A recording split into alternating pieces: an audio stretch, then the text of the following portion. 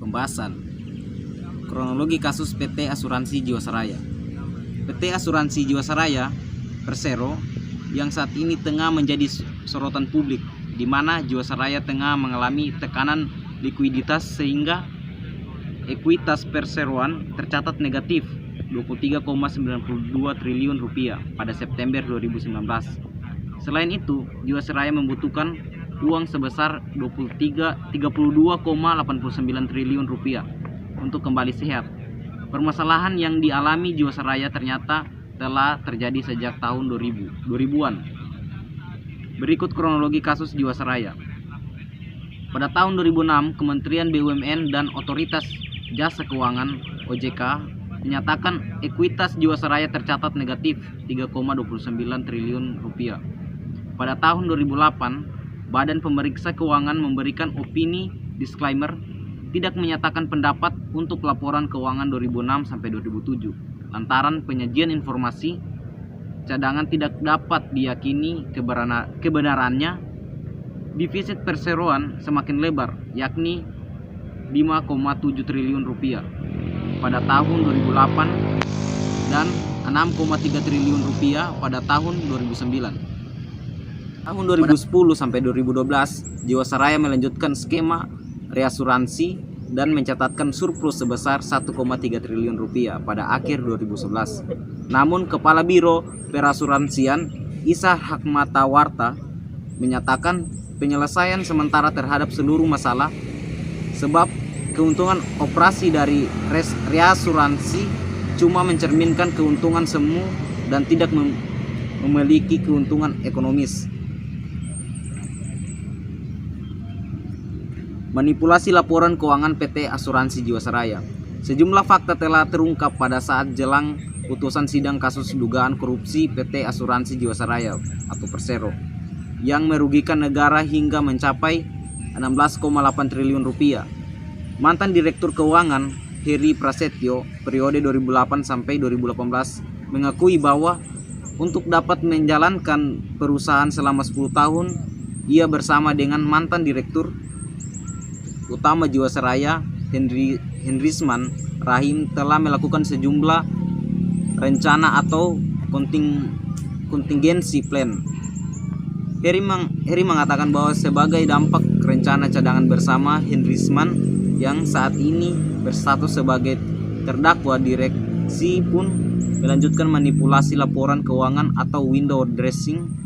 Manipulasi laporan keuangan dilakukan dengan menampilkan laporan keuangan yang selalu sehat kepada Bapepam LK yang kini menjadi OJK dan Kementerian Badan Usaha Milik Negara atau BUMN. Pada saat ini di dalam persidangan, Heri Prasetyo dinilai terbukti bersalah dalam melakukan tindak pidana korupsi dan secara bersama-sama dengan terdakwa lainnya sehingga merugikan negara hingga 16,8 triliun rupiah. Heri diketahui menerima suap oleh terdakwa lain pada saat Jiwasraya menempatkan portofolio investasi perusahaan yang dananya diperoleh dari premi yang disetor pemegang polis.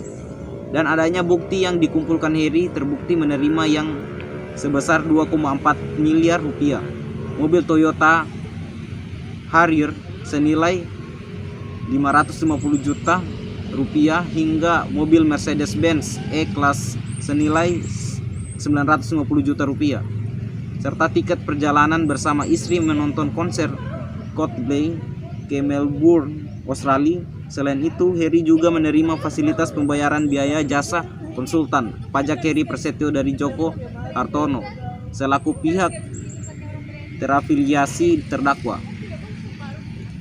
Heru Hidayat sebesar 46 juta rupiah. Dari bukti tersebut, jaksa penuntut umum meminta majelis hakim menjatuhkan pidana seumur hidup dengan denda 1 miliar rupiah. Berikut beberapa solusi yang dapat digunakan dalam pencegahan manipulasi laporan keuangan, yaitu 1. Terus mendorong dan meningkatkan kualitas pengawasan terhadap profesi keuangan. Pengawasan yang dimaksud meliputi kantor akuntan publik, KAP, profesi penilai, hingga profesi akuntan publiknya. 2. Meningkatkan kualitas sumber daya manusia profesi keuangan. Karena pengawasan saja tidak cukup, maka perlu perbaikan kualitas sumber daya manusia agar akuntansi dilaporkan secara benar. 3. Memberikan sanksi. Sanksi dapat dinilai tetap diperlukan agar dapat memberikan efek jera atau setidaknya mengikatkan para profesi keuangan agar tidak melakukan manipulasi akuntansi.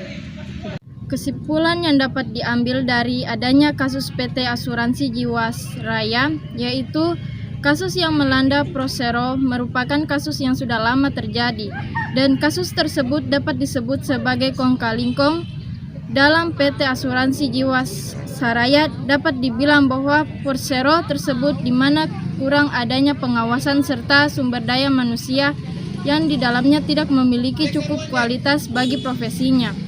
Dengan adanya kasus seperti itu, maka Persero diharapkan dalam lebih berhati-hati mengenai pengelolaan laporan keuangan, serta memperhatikan sumber daya manusia yang ada di dalamnya. Kasus seperti ini dapat merugikan Persero, di mana nama baik Persero dapat tercemar, sehingga dapat menimbulkan rasa ketidakpercayaan masyarakat terhadap Persero atas kasus yang menimpanya.